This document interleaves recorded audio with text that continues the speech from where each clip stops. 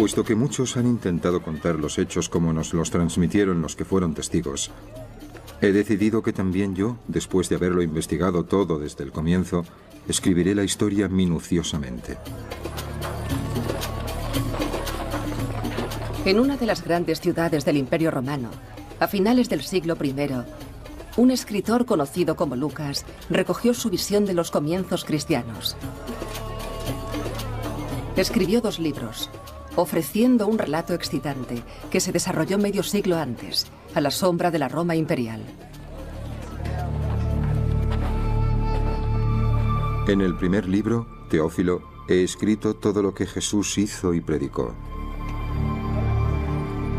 Lucas escribió en primer lugar sobre Jesús, un artesano judío de la franja oriental del imperio, que prometía a sus seguidores un reino mayor que Roma, y que murió por tal impertinencia.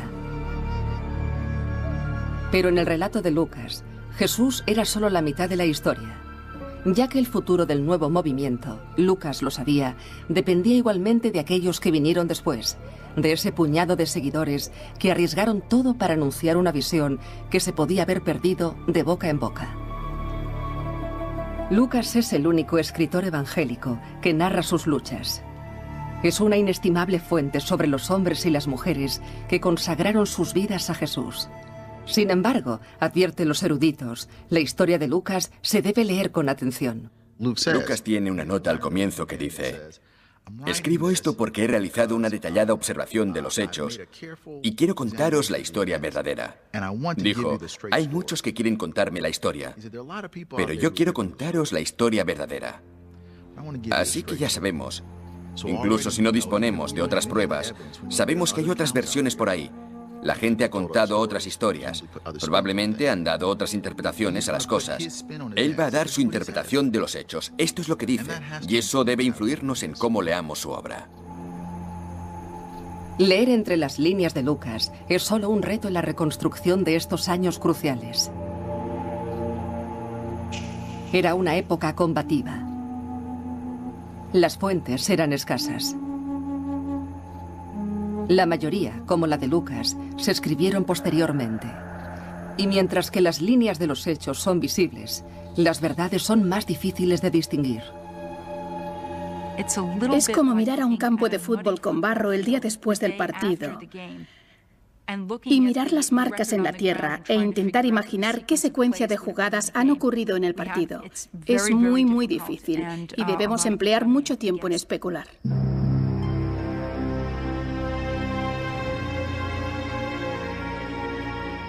A pesar de las dudas, los historiadores extraen pruebas importantes de las fuentes bíblicas y realizan un seguimiento de la historia con consecuencias escalonadas, comenzando alrededor del año 30, alrededor del año en que murió Jesús. Y como Lucas cuenta, un hombre y algunas mujeres leales comenzaron el proceso de enterramiento y el duelo. Había un hombre justo y bueno llamado José, que estaba esperando el reino de Dios. Se acercó a Pilatos y le pidió el cuerpo de Jesús. Tras bajar el cuerpo, lo envolvió en una sábana y lo colocó en un sepulcro tallado en la roca en el que nadie había yacido antes. Las mujeres de Galilea prepararon los aromas y los ungüentos.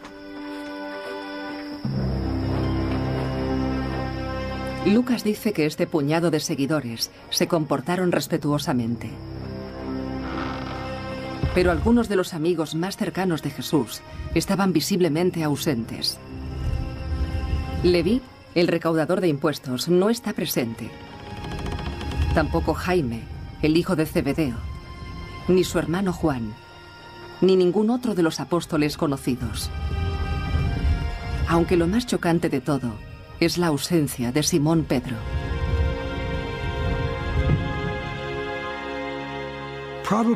Probablemente, lo que mejor sabemos de Pedro es que era de Galilea y que era humilde, un pescador. Eso significa que es rudo, listo y con los pies bien puestos en la tierra. Habla con un acento raro al ser de las afueras y debe haber resultado un pueblerino en Jerusalén. Debía estar sorprendido y con miedo. Entonces me imagino que Pedro estaría bastante asustado cuando arrestaron a Jesús. A menudo se llama a Pedro el líder de los apóstoles. Según algunas versiones, fue él quien llamó por primera vez Mesías o Rey a Jesús. Solía hacer de portavoz del grupo y a menudo era atrevido, si no temerario. Pero en las horas siguientes a la crucifixión, Pedro y sus compañeros se perdieron de vista, probablemente destrozados por la derrota del líder.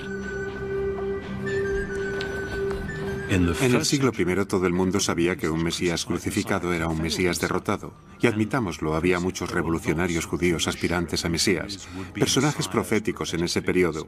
Y casi todos ellos morían de forma violenta. Y cuando eso ocurre te enfrentas a una posibilidad. Si eres alguien como Pedro, es decir, una especie de mano derecha en ese movimiento, es posible que acabe siendo otro líder, que seas un nuevo Mesías, un profeta al que seguir. Algunas veces vemos que la gente lo hace. O también puedes abandonar y regresar a casa muy agradecido por haber escapado con vida, porque generalmente cuando ellos van detrás de una persona, también van detrás de sus seguidores más próximos.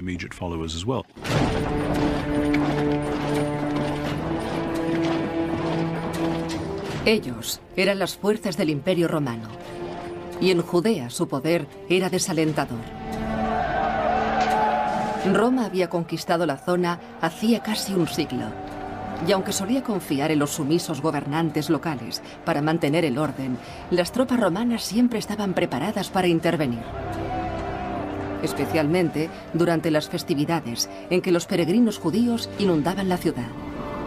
A los primeros signos de conflicto se aplicaban duras represalias. Pedro y el resto acababan de recibir una lección brutal. El destino de Jesús planeaba sobre todos ellos. La crucifixión era una práctica romana habitual. 2000 por aquí, otros 500 por allí. Y Roma no era excesivamente discriminatoria sobre a quién crucificaba. Fueras un rebelde, fueras un ladrón, si estimaban que eras un peligro para el Estado.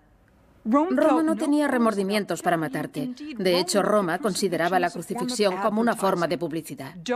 No hagáis lo que hizo la persona que está en la cruz o acabaréis en iguales circunstancias. Para mí, lo más asombroso sobre las historias de la crucifixión era que las mujeres se quedaran, porque sabemos por fuentes romanas que también podrían haber sido crucificadas.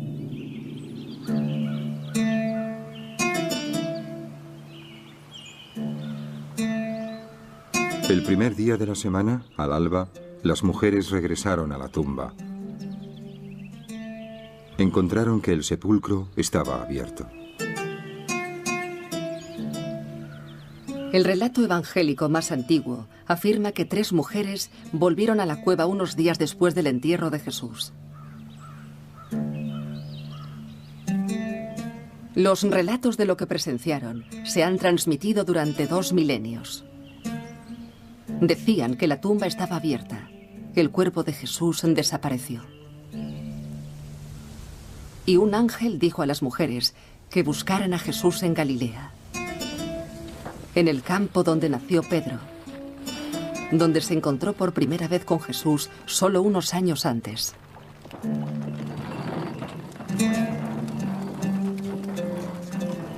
Esta es la zona rural que había acogido al profeta en vida. Y este es el mundo, según numerosos estudiosos, que alimentó sus enseñanzas y sus discursos pragmáticos.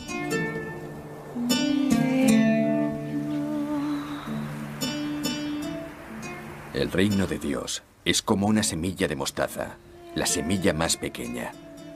Pero cuando cae en tierra labrada, crea una gran planta y se convierte en refugio para los pájaros del cielo. Parece que un solo movimiento de Jesús enraizó y creció en Galilea, casi inmediatamente después de la crucifixión.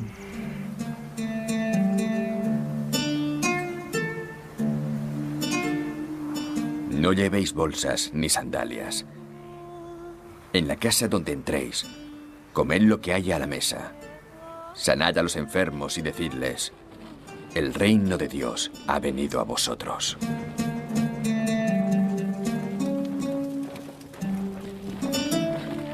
La pobre e itinerante gente de Galilea mantuvo vivo a Jesús por medio de la palabra. Repitieron su mensaje de compasión y cura de sus vidas marginales. Y transmitieron sus palabras a gente que nunca las había oído del propio Jesús.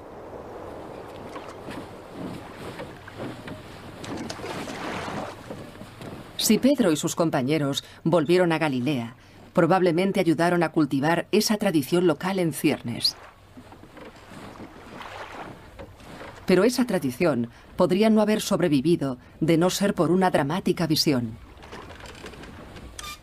Según un relato, ocurrió en las costas de Galilea.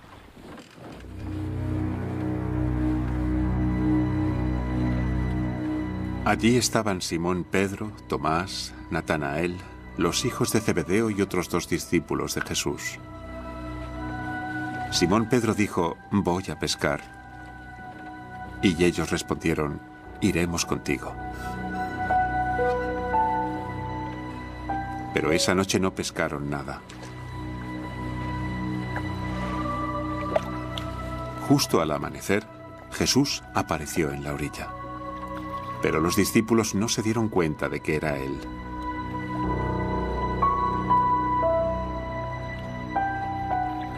El discípulo al que amaba Jesús le dijo a Pedro: «Ese es el Señor».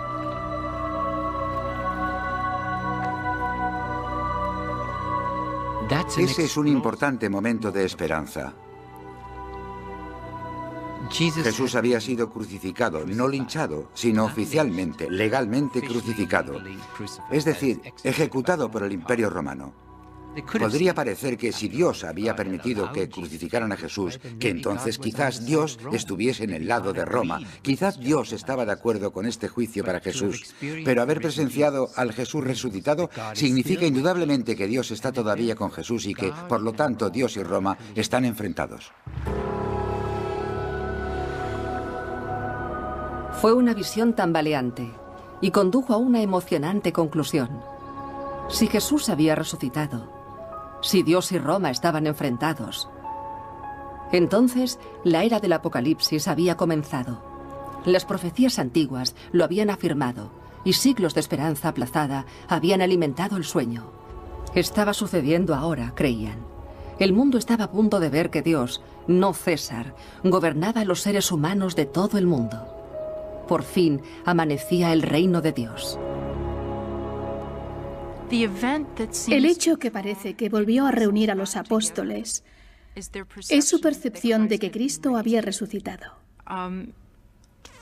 Para los cristianos, 21 siglos después, esto parece una clase de suceso espiritual, algo con significado religioso.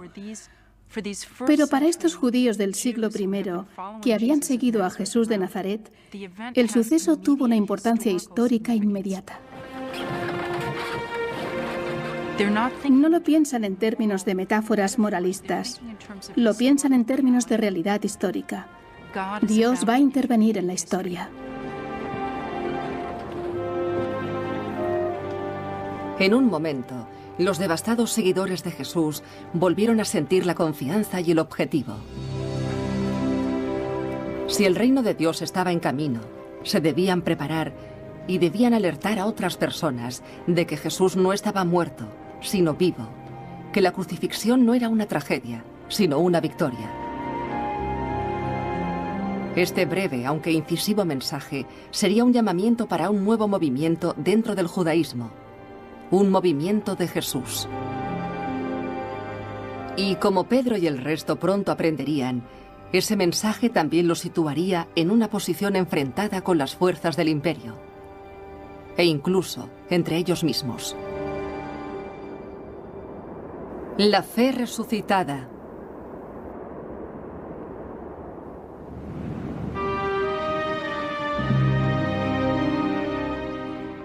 Jerusalén estaba fortificada con 3 murallas. Las torres se alzaban de las murallas 10 metros de alto y otros tanto de ancho. El templo sagrado estaba situado en el centro. Para los forasteros que se acercaban en la distancia, parecía una montaña cubierta de nieve. Lo que no era dorado, era blanco deslumbrante.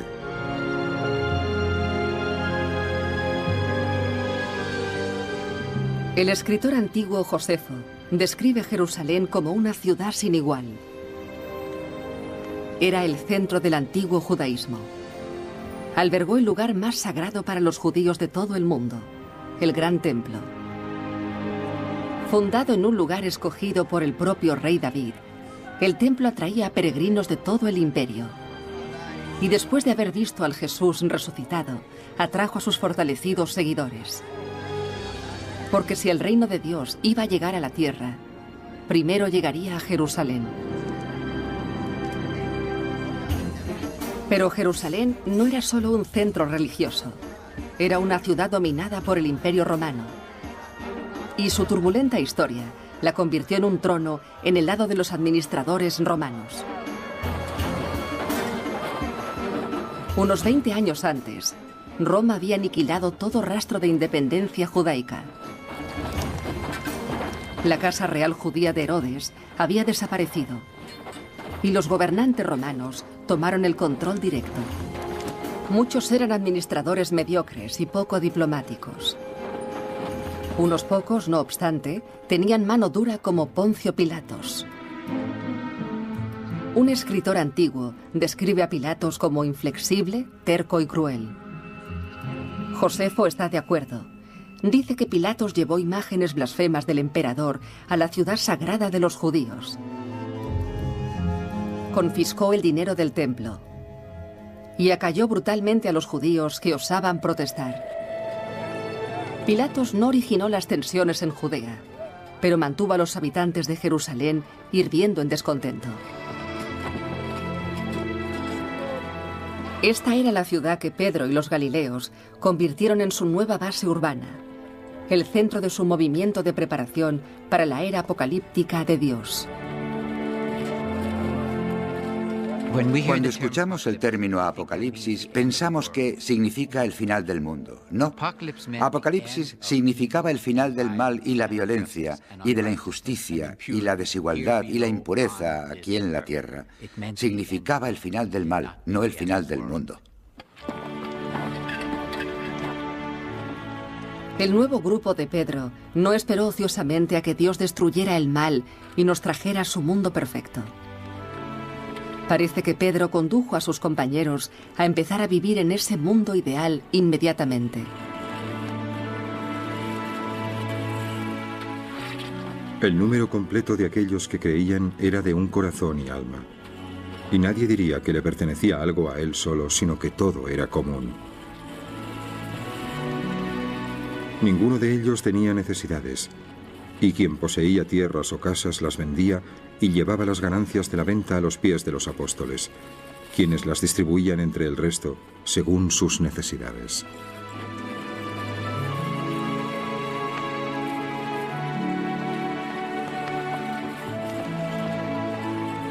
Como Lucas cuenta, Pedro construyó una sociedad modelo dentro del extraño y nuevo enclave de la ciudad.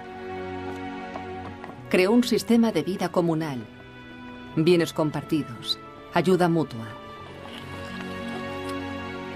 Este estilo de vida radical no era exclusivo en el siglo I, pero era un indicio más de que Pedro y sus compañeros esperaban presenciar las profecías antiguas durante su vida.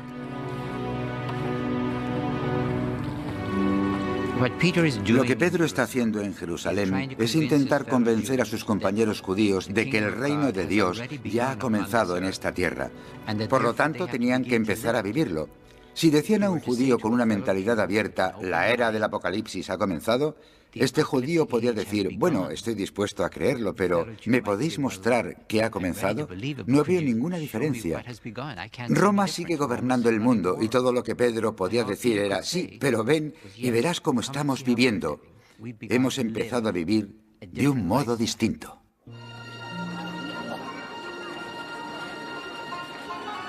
Su modo de vida podría haber impresionado a los judíos pobres de Jerusalén. Pero los conversos no eran una prioridad para Pedro en un primer momento. De hecho, no ofrecían nada a lo que convertirse, por lo que Pedro y sus seguidores continuaron con el judaísmo. Conservaron las leyes alimentarias judías, y honraban las festividades judías, como la Pascua judía. Y algunos días después, la fiesta de Pentecostés. De hecho, el grupo de Jerusalén de Pedro podría haber pasado desapercibido de no ser por un extraño suceso acontecido durante el primer Pentecostés tras la muerte de Jesús.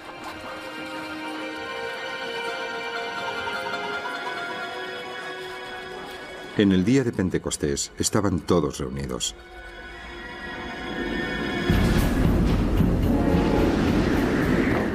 De repente del cielo se escuchó un sonido como un fuerte viento. El viento inundó toda la casa en la que se encontraban. Todos se inundaron del Espíritu Santo y empezaron a hablar en diferentes lenguas. Eran judíos que habitaban en Jerusalén, hombres piadosos de todas las tribus de la tierra. Al escuchar este sonido, se formó una multitud que estaba confusa. Perplejos pero sorprendidos, maravillados. Fijaos, ¿no son todos los que hablan de Galilea? ¿Qué significará esto? Otros se burlaban y decían, están llenos del nuevo vino. La historia de Pentecostés que cuenta Lucas es solo una historia extraordinaria y muy peculiar. Escuchan a los discípulos hablar en lo que hoy llamaríamos hablar en otros idiomas. Es una manifestación sorprendente del Espíritu que aún hoy podemos observar en las iglesias pentecostales, donde la gente habla en varios idiomas. Y si no se ha presenciado, no se puede entender la fuerza que llegan a transmitir. ¿Podría arrastrar a una multitud? Definitivamente. ¿Pensaría la gente que los participantes estaban locos? Probablemente muchos de ellos lo estaban, pero otros dirían que están hablando en el idioma de los ángeles. Eso debe ser divino, la verdadera profecía. Deben poseer la teología correcta. Otros también pudieron pensar eso.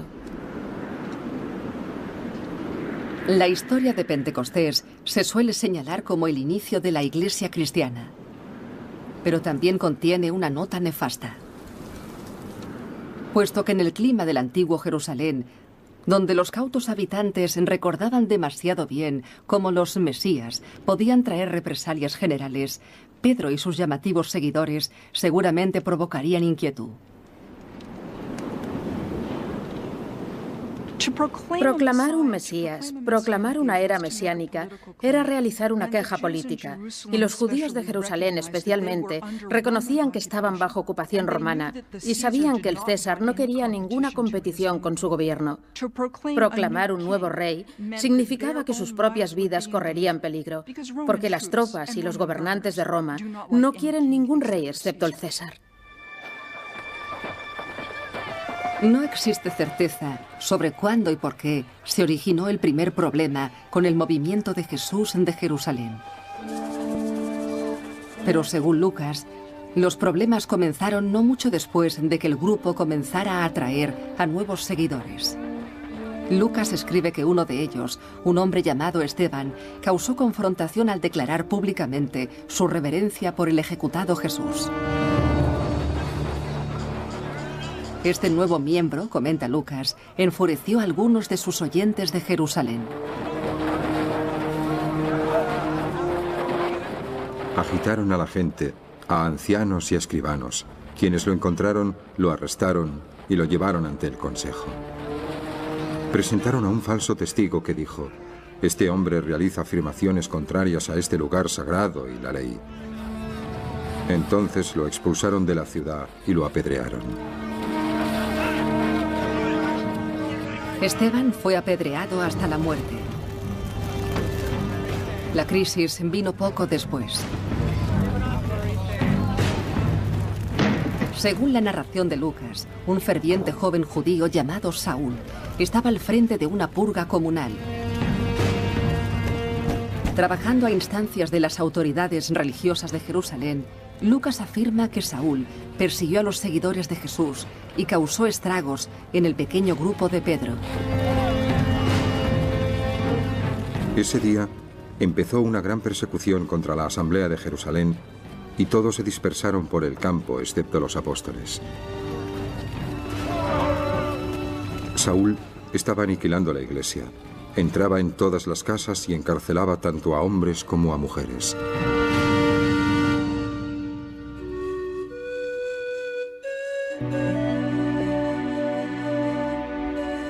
Según Lucas, Pedro continuó en Jerusalén con solo unos pocos seguidores de Jesús. Él, al menos, no fue perseguido.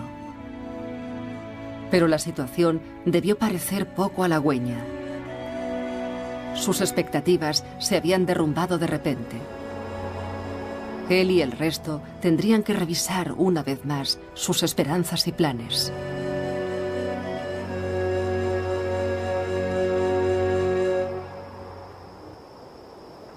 La fe dispersa.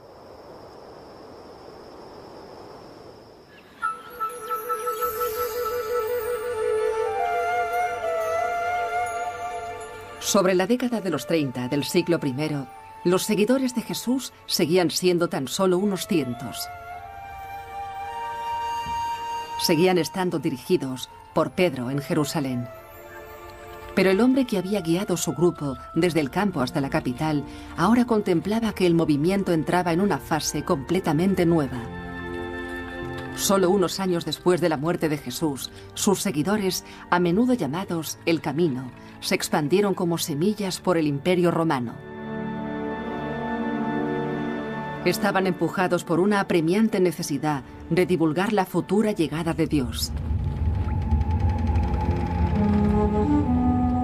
Y estaban oprimidos, como dice Lucas, por enemigos en su propio hogar. Saúl, todavía exhalando amenazas y muerte contra los discípulos del Señor, se dirigió al alto sacerdote y le pidió cartas para las sinagogas de Damasco, para que en el caso de encontrar a miembros del camino, poder traerlos de vuelta a Jerusalén encadenados. Lucas afirma que Saúl, tras lanzar esfuerzos para eliminar a los seguidores de Jesús en Jerusalén, ahora se preparaba para perseguirlos en la cercana ciudad de Damasco. Saúl no confirma todas las quejas de Lucas, pero reconoce que reprimió fuertemente al nuevo y llamativo movimiento judío. Perseguía con ímpetu la Asamblea de Dios y la estaba aniquilando. Estaba promoviendo el judaísmo entre mis compañeros, puesto que era mucho más celoso de las tradiciones de nuestros antepasados.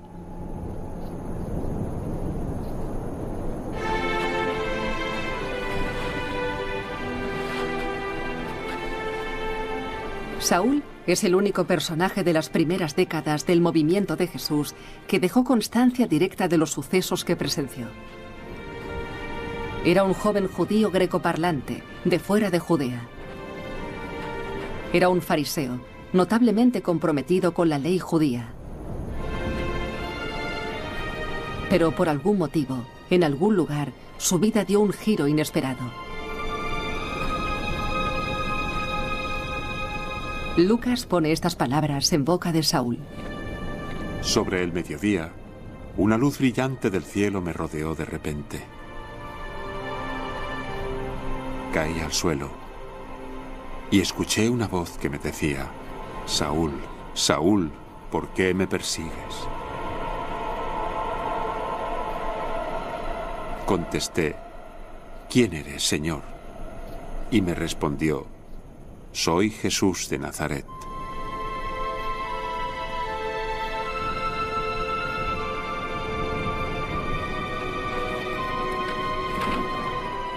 Creo que la conversión de Saúl de Tarso, a quienes conocemos como Pablo el apóstol, tuvo que ser uno de los puntos de inflexión de la historia, de la cultura occidental y de todo lo demás. Pablo se da cuenta de que Jesús está vivo, de que las historias sobre su resurrección eran verdad, y de que él, por lo tanto, era el Mesías, y de que, por lo tanto, él, Pablo, había ido en la dirección incorrecta. Tenía que darse la vuelta y seguir a este Mesías.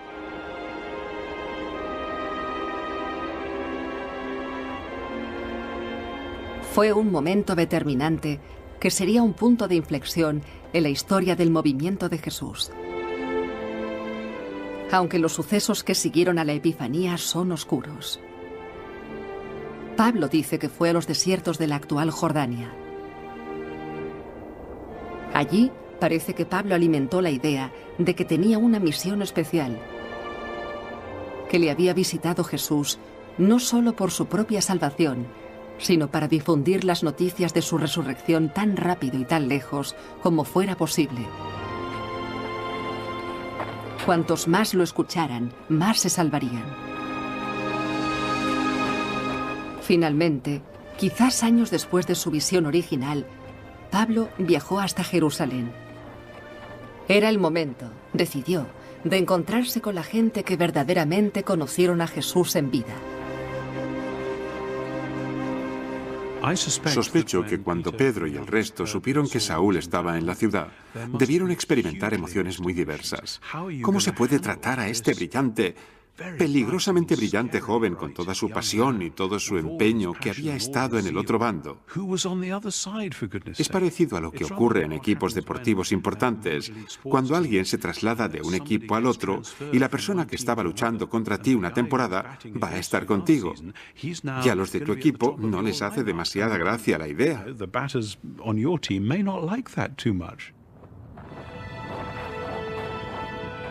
Cuando llegó a Jerusalén, intentó unirse a los discípulos, pero todos le temían. No se creían que fuese un discípulo. Ni Lucas ni Pablo cuentan lo que sucedió en ese primer encuentro.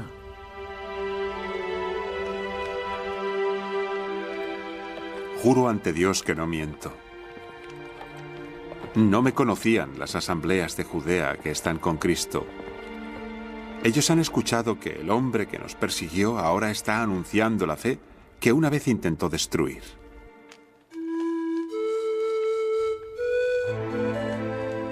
Tan solo podemos imaginar la agitación que causó Pablo. No solo había perseguido a los primeros seguidores de Jesús, sino que había representado todo lo que no eran. Pedro no tuvo una educación formal. Se ganaba la vida con sus manos y hablaba con acento de campesino. Pablo, por otro lado, era relativamente refinado. Había nacido en una acomodada familia de fuera de Judea.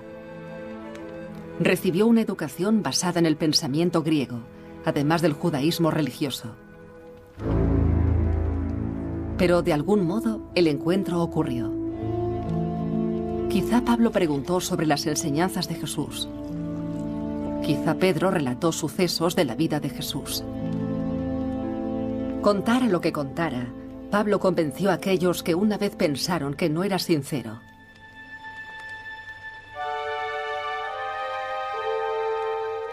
Estuvo 2 semanas con Pedro.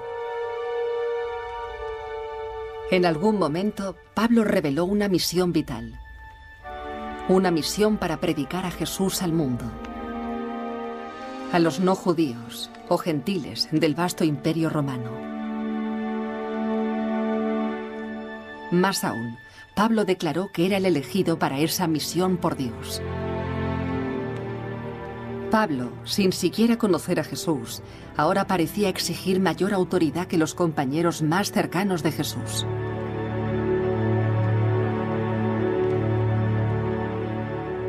Pablo se consideraba involucrado en un proyecto por el que cambiaría toda la historia.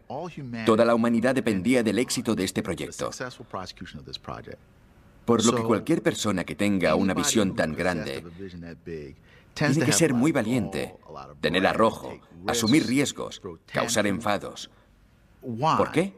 Porque es muy importante. Toda la humanidad iba a ser redimida por este trabajo que él y esa otra gente estaban realizando.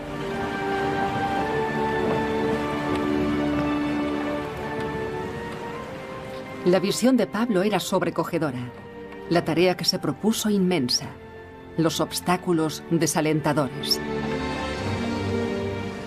Ya que en el siglo I, la magnitud de Roma y su diversidad deslumbraría a cualquier observador de la época. El imperio y la autoridad de Roma han ocupado todo el mundo. Y el imperio se extiende más allá de los caminos del sol y de los límites del océano.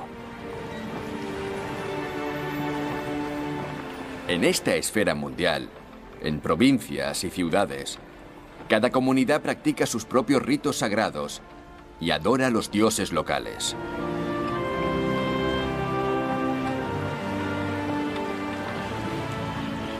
Desde Turquía hasta España, desde Bretaña hasta Egipto, Roma había conseguido más territorio que cualquier otro imperio anterior.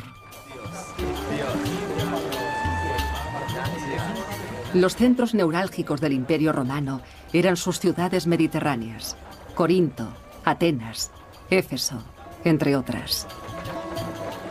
Estas ciudades habían acogido antes un imperio griego y conservaban la cultura helena.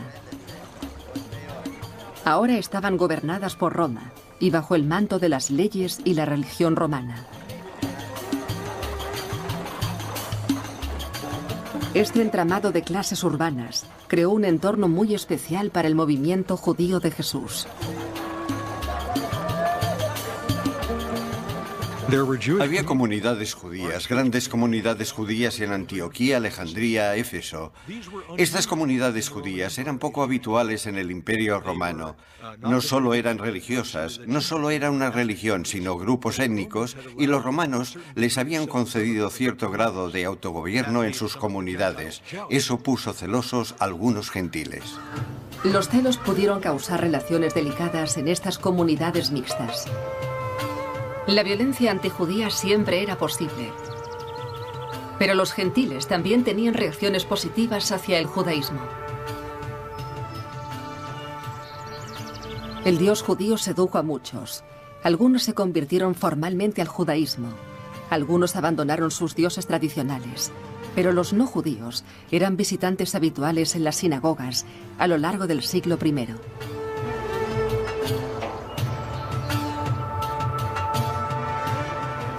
Este es el mundo en el que Pablo había nacido. Y este era el mundo en que probablemente sirviera de telón de fondo para uno de los problemas más divisionistas que se encontró el primer movimiento. Pablo, ansioso por llevar a los gentiles hasta Jesús, sería el elemento catalizador. La fe fragmentada.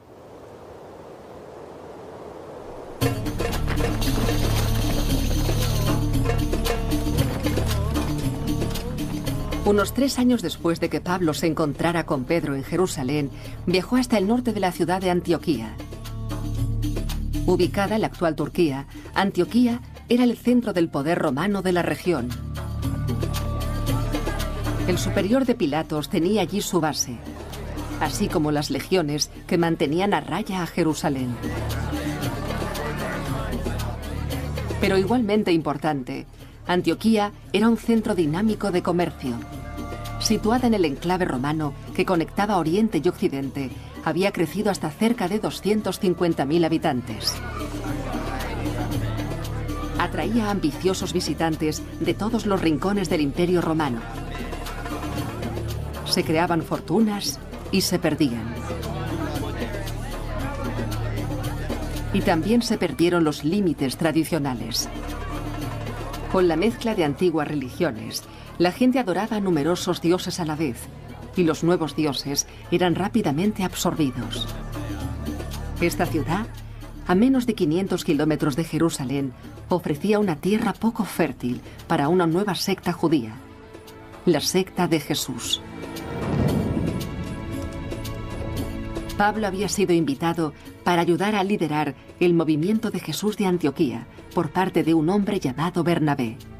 Probablemente griego, nadie sabe cuándo o cómo Bernabé se unió por primera vez a los seguidores de Jesús. Pero Bernabé era uno de los primeros misioneros. Bernabé, cuyo nombre significa hijo de la consolación, parece que era un alentador, un consolador, pero no sabemos mucho de lo que se ha escrito posteriormente y hasta qué punto se ha representado fielmente, pero creo que no iríamos muy desencaminados al decir que era un tipo amable, esperanzador y conciliador.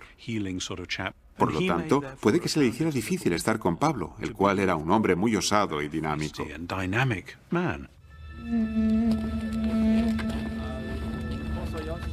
Bernabé y Pablo predicaron principalmente en sinagogas. Allí, incluso los gentiles del público tenían conocimiento de las profecías antiguas de la llegada de un Mesías judío. Pablo y Bernabé hicieron de esto su punto de inicio. Pero el Mesías no iba a venir un día, anunciaban, iba a venir ahora. Y cuando llegara, el reino del César tendría los días contados. Solo se salvarían aquellos con fe. Entonces, este es el fin. Cuando entregue el reino a Dios Padre, cuando haya abolido a todos los gobernantes y a toda la autoridad y poder. Este era el mensaje básico. Pero Pablo y Bernabé dieron otro arriesgado paso. Los dos misioneros afirman que para salvarse, los conversos gentiles debían abandonar a los dioses de Grecia y Roma. Debían honrar al Dios judío únicamente. Esta era realmente una exigencia revolucionaria. La adoración a los dioses es algo que en nuestros términos hubiera salido del presupuesto de defensa de una ciudad antigua. El cielo patrocina la ciudad. Los dioses se aseguran de que no haya terremotos ni inundaciones, de que no haya plagas. Todos esos conceptos que la piedad tradicional, que los gentiles, los paganos de la ciudad, consideraban necesarios para el bienestar de la ciudadanía.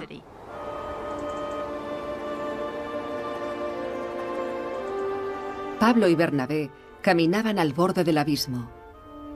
Se arriesgaron a ofender a la amplia mayoría de las gentes que le rodeaban y que adoraban a varios dioses.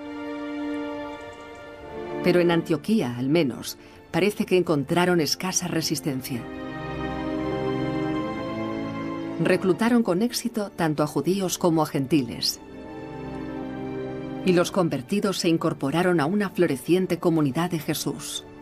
Un grupo tan distintivo que se convertiría en el primero denominado cristiano.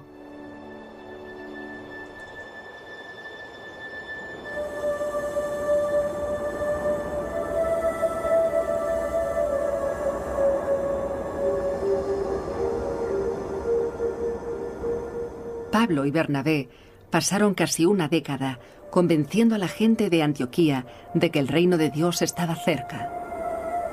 Pero a pesar de sus éxitos, se encontraban con un problema. Año tras año, el reino de Dios seguía sin llegar. A pesar de la convicción y el carisma de Pablo, algunos de los conversos se debieron preguntar por qué. En las primeras cartas de Pablo hay un sentido de urgencia porque está convencido de que Cristo va a regresar. El día del juicio iba a ser la semana que viene. Pero Jesús no regresaba y el tiempo seguía pasando. Así que el mensaje necesitaba unos reajustes y Pablo, como buen apóstol que era, lo reajustó.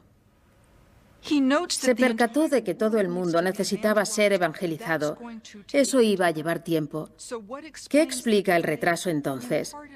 En parte, la gracia de Dios al permitir a Pablo y a sus seguidores reunir el número completo de gentiles antes del final de la era.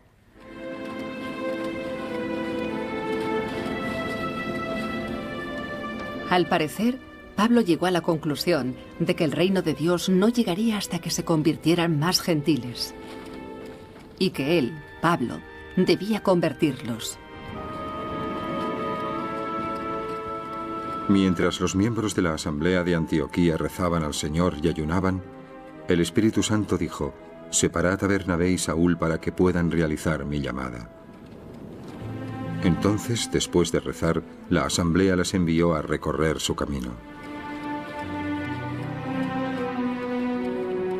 Lucas no hace ningún comentario sobre el retraso del reino, pero sí afirma que Pablo y Bernabé abandonaron Antioquía en una misión para buscar a gentiles más allá del campo. Puesto que la pareja se separó del núcleo, aparentemente afilaron su mensaje. Pregonaron la idea de que los gentiles no solo debían ser traídos al rebaño, sino que debían reclutarse en grandes cantidades para acelerar el reino de Dios. Como más tarde escribiría Pablo, todo era parte de los planes de Dios. No deseo que malinterpretéis este misterio, hermanos. Israel seguirá subyugada hasta que venga con nosotros el número completo de gentiles.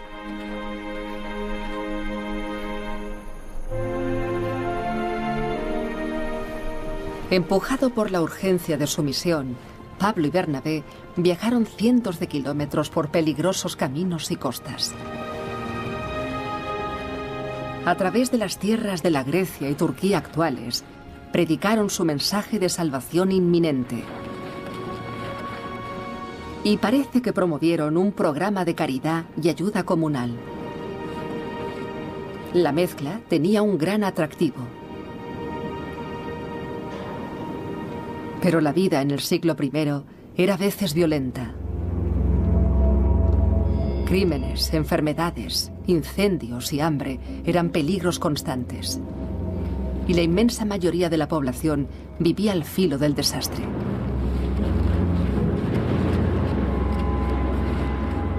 Para nosotros es difícil imaginar las condiciones en las que vivía la gran mayoría de los habitantes del Imperio Romano. Existía un gran abismo entre la riqueza y el poder que básicamente dirigía a la mayor parte de la población. Incluso los que trabajaban como artesanos, con sus oficios, seguían siendo pobres según nuestros estándares y entonces suponían un gran porcentaje de la población. Eran simplemente indigentes y apenas podían subsistir.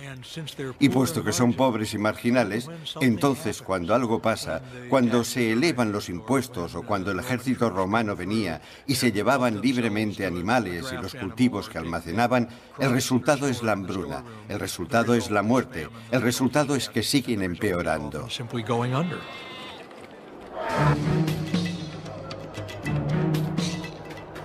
Una vez que un viajero vino a la ciudad de Aspendo, vio a gente comiendo pienso de los animales que se vendían en el mercado y todo lo que encontraban. Porque los magistrados habían robado todo el grano para venderlo. Como respuesta, una multitud de todas las edades atacó al jefe de los magistrados y le prendieron fuego aunque estaba agarrado a estatuas del emperador.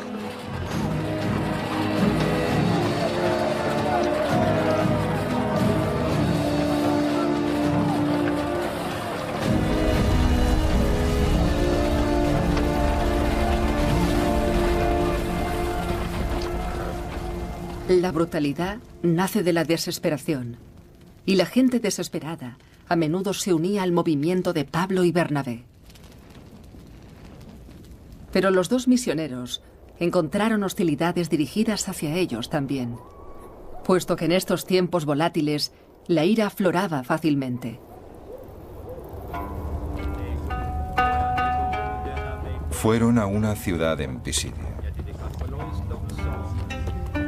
Entraron en una sinagoga durante el sábado y se sentaron.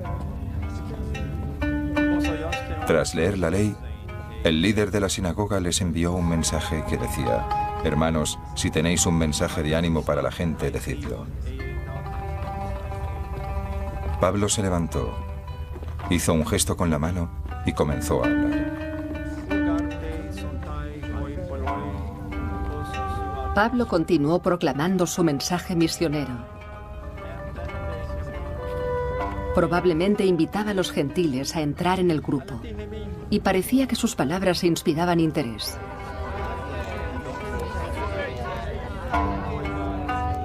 Pero cuando Pablo y Bernabé abandonaron la ciudad, dice Lucas que una multitud mixta de judíos y gentiles se reunieron alrededor de ellos. Algunos empezaron a increpar a los dos misioneros. Pablo y Bernabé tuvieron que salir de la región.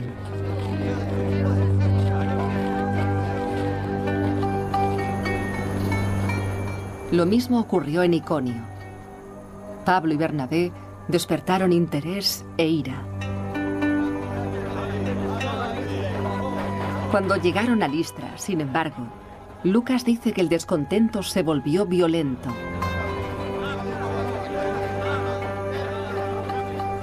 Lucas afirma que muchos judíos estaban furiosos por el enfoque liberal de Pablo sobre los conversos no judíos.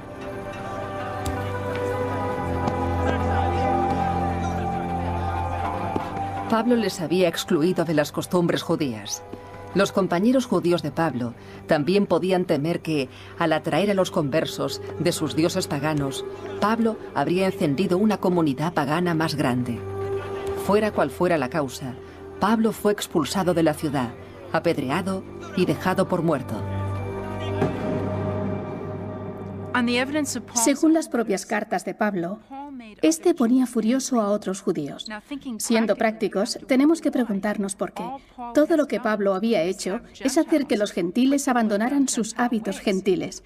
Me refiero a que Pablo consiguió que los gentiles dejaran de adorar a sus ídolos, que se comprometieran exclusivamente con el Dios de Israel. ¿Qué puede parecer mal? Bueno, al alejar a estos gentiles de sus prácticas nativas, lo que Pablo hace realmente es poner en peligro la comunidad judía anfitriona. Los gentiles de Pablo van a arrojar a la sinagoga un tipo de luz negativa. Creo que por eso los judíos no soportaban a Pablo. Pablo sobrevivió. Él y Bernabé continuaron reclutando a nuevos creyentes en las aldeas y ciudades de la actual Turquía. Unos 5 años después de partir, Lucas dice que la pareja volvió a la comunidad de Jesús de Antioquía, doloridos pero triunfantes.